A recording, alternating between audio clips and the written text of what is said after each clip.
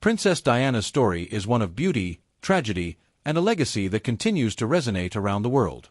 Her life, from a glamorous royal bride to a global humanitarian icon, was a blend of unparalleled public attention and profound personal struggle. The young Lady Diana Spencer stepped into the world stage as the future bride of Prince Charles, then heir to the British throne. What began as a fairy tale engagement quickly revealed underlying cracks. The age difference, emotional mismatches, and the looming shadow of Camilla Parker Bowles, Charles's longtime confidant and eventual second wife, were harbingers of trouble. While the public celebrated the couple's 1981 wedding, Diana's personal experience was far from blissful. Her diary entries and interviews later exposed an emotional isolation that grew amid royal duties and expectations. The marriage's breakdown was not just private but played out under relentless media scrutiny. The affair between Charles and Camilla was an open secret that haunted Diana. In response, she, too, sought solace elsewhere, beginning relationships that provided temporary respite from the cold reality of royal life. Her liaison with James Hewitt, a cavalry officer, became one of the most notorious aspects of her personal life, making headlines and fueling an insatiable tabloid appetite. The revelations that both Diana and Charles had been unfaithful culminated in a very public and bitter divorce in 1996. Amidst this storm, a new and chilling detail surfaced: Diana's fear for her safety. A recently uncovered letter penned by the princess suggested that she felt a threat to her life, with hints that these fears were tied to influential circles within the British establishment. The document, full of foreboding language, has reignited debates about whether her paranoia was misplaced or chillingly prescient. While some dismiss the notion as a byproduct of her anxiety, others consider the idea that forces within the monarchy or government might have had motives to see her silenced. The mysterious circumstances of her death would only serve to bolster these theories in the years that followed. Following her divorce, Diana embarked on a chapter marked by a profound search for personal happiness and independence. Her romantic involvement with Hasnat Khan, a Pakistani heart surgeon, has been described as one of her most significant relationships. Known for his reserved nature, Khan represented a world far removed from the glittering but suffocating halls of Buckingham Palace. Yet, their cultural differences and the intense media focus made their relationship untenable. Diana's final romantic chapter was with Dodi Al-Fayed, the son of Egyptian billionaire Mohammed Al-Fayed. The pair's relationship quickly gained momentum during the summer of 1997, and Dodi's wealth and background only intensified media interest. On the night of August 31, 1997, Diana and Dodi were chased through the streets of Paris by paparazzi, desperate for a single photo that could sell for a fortune.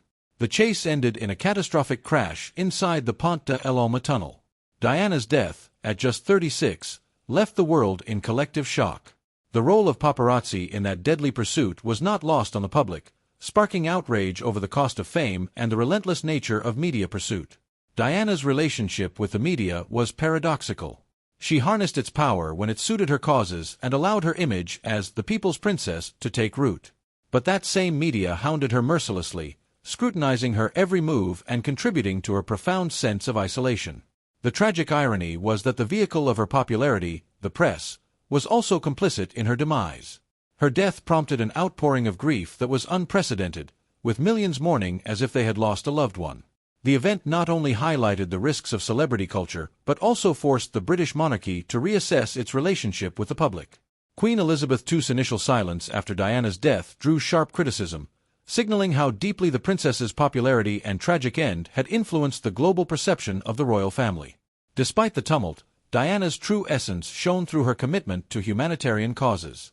She was not content to remain a royal symbol confined to charities and ceremonies.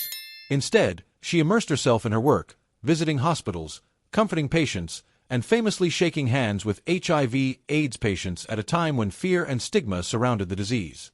This small yet powerful gesture marked a shift in public attitudes and broke down barriers of ignorance and fear. Her anti-landmine campaign is perhaps one of her most enduring legacies. Wearing a bulletproof vest and helmet, Diana walked through minefields in Angola to draw attention to the dangerous remnants of conflict. These images of her, both delicate and courageous, rallied international support and influenced the signing of the Ottawa Treaty, which sought to ban anti-personnel landmines. Diana's work transcended royal expectations and positioned her as a formidable advocate for the voiceless and vulnerable. Her commitment to causes such as homelessness and leprosy also cemented her reputation as a compassionate leader who connected with people, not as a princess but as one of them. Diana's legacy is carried on by her sons, Princes William and Harry. They have both inherited aspects of her empathetic approach to public service. William, with his measured and steady approach, and Harry, with his more outspoken, unconventional path, reflect their mother's influence in different ways. Harry's decision to step back from royal duties and his emphasis on mental health advocacy show a defiance that echoes Diana's quest for a voice beyond the confines of tradition. Diana's story, however, does not solely rest in the realm of public service and maternal love. It serves as a stark reminder of the darker side of fame and the human costs behind the grandeur of royal life. The haunting details surrounding her death, the implications of negligence, the finger-pointing at a high-speed chase orchestrated by media pressures, linger in public discourse. Each new revelation, such as the recently surfaced letter indicating her fears, adds a layer of intrigue and amplifies the chorus of those who suspect foul play or systemic failures at play. In reflecting on her legacy, Diana's life epitomizes both the peril and promise of being a public figure with unmatched global influence. Her ability to bridge the gap between royalty and humanity set a new standard for what it means to be a royal. Yet, it also highlighted the severe consequences of a life under constant watch and judgment. The path she forged, marked by grace under pressure and an unwavering connection to people, remains a blueprint for compassion and resilience.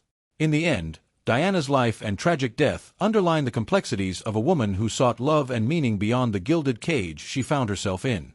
Her legacy, living on in her sons and in the hearts of those inspired by her courage, is a powerful testament to her indomitable spirit.